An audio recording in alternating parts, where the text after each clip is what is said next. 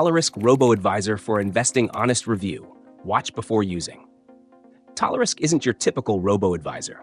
Unlike automated platforms that manage your portfolio, Tolerisk is designed for financial advisors and individual investors who want a sophisticated risk assessment tool. Its key feature is the proprietary Tolerisk score, which evaluates an investor's risk tolerance based on both willingness and ability to take risks, something most platforms overlook. This dual risk approach considers income stability, liabilities, spending habits, and future financial goals, making it more precise than traditional risk questionnaires. Tolerisk also provides a longevity analysis, helping users gauge how long their portfolio can sustain their financial needs.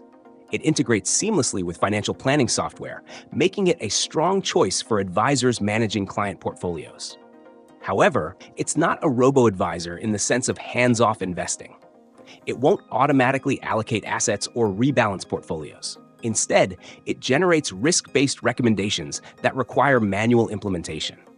This makes it ideal for advisors and experienced investors who want deeper insights, but less useful for beginners seeking a fully automated investment solution. Pricing is another key factor. Tolerisk isn't free and is geared more toward professionals than casual investors.